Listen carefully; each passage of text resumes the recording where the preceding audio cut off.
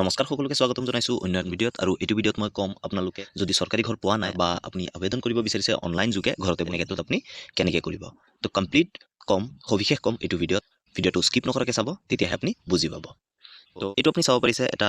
portal হয় pmayg.nic.in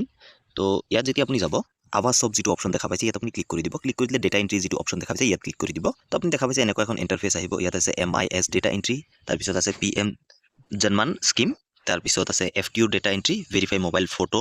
তাৰপিছত data entry for আৱাজ তো প্ৰথমতে আপুনি ইয়াত কি কৰিব লাগিব এপ্লাই বুলি অপশ্যন ক'তো নাপাব তো আপুনি লগইনত ক্লিক কৰি দিব MIS ডেটা এন্ট্ৰিত তাৰপিছত এনেকুৱা আছে চাব পাৰিব এক্সিষ্টিং চাৰ্ভাৰ বা নিউ চাৰ্ভাৰ তো আপুনি নিউ চাৰ্ভাৰত ক্লিক কৰি দিব তো নিউ চাৰ্ভাৰত যেতিয়া ক্লিক কৰি দিব এনেকুৱা এখন ইণ্টাৰফেচ আহি যাব তাৰপিছত আপুনি কি কৰিব এডভান্সত গুচি যাব এডভান্সত গুচি যোৱাৰ পিছত প্ৰচিড টু যিটো দেখা পাইছে ইয়াত আনচেফ ইয়াত আপুনি ক্লিক কৰি দিব আৰু মই আপোনালোকক আকৌ এবাৰ ৰিকুৱেষ্ট কৰিছোঁ যে আপোনালোকে ভিডিঅ'টো কমপ্লিটলি চাব তেতিয়াহে আপুনি বুজি পাব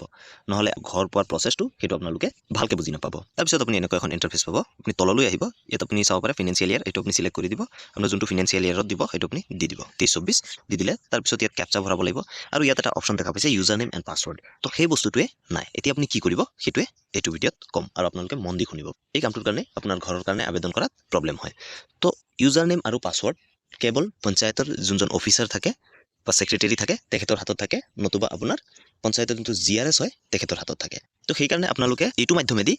নিজে এপ্লাই কৰিব নোৱাৰিব কিন্তু আপুনি বেলেগ এটা মাধ্যমেদি এপ্লাই কৰিব পাৰিব অনলাইন যোগে কিন্তু সেইটো প্ৰচেছটো অকণমান বেলেগ হয় আৰু সেইটো মই এটা নতুন ভিডিঅ'ত কৈ দিম তাৰ কাৰণে চেনেলটো ছাবস্ক্ৰাইব কৰি থ'ব এই পদ্ধতিটো হয় অকণ ডাইৰেক্ট তো সেইকাৰণে কি কৰিব আপুনি আপোনাৰ যিবিলাক ছাপৰ্টিং ডকুমেণ্টছ আছে সেইকেইটা আপুনি পঞ্চায়তত লৈ যাব লৈ গৈ পঞ্চায়তৰ ছেক্ৰেটাৰীৰ হাতত জমা দিব ক'ব মোৰ এটা চৰকাৰী ঘৰ লাগে এটা চৰকাৰী ঘৰ ধৰাই দিয়ক তো তেনে ক্ষেত্ৰত সিহঁতে আপোনাৰ ডেটাখিনি ইনপুট কৰি দিব আপোনাক কি ডকুমেণ্টছ লাগে সিহঁতে বিচাৰিব আধাৰ কাৰ্ড লাগে আপোনাৰ বেংক পাছবুক লাগিব আপোনাৰ পেন কাৰ্ড লাগিব সবিশেষ আপোনাক বিচাৰিব আপুনি দি দিব দি দিয়াৰ পিছত সিহঁতে ডেটা এন্ট্ৰিটো কৰি দিব আৰু যদি নকৰে বা আপুনি দিয়াৰ পিছতো যদি নাপায় তেনে ক্ষেত্ৰত মই যিটো নেক্সট প্ৰচেছ আছে সেইটো আপোনালোকক ক'ম তো ভিডিঅ'টো চোৱাৰ বাবে ধন্যবাদ এই ভিডিঅ'টো আপুনি আপোনাৰ বন্ধু বান্ধৱী সকলোৰ লগত শ্বেয়াৰ কৰি দিব ধন্যবাদ জয় অসম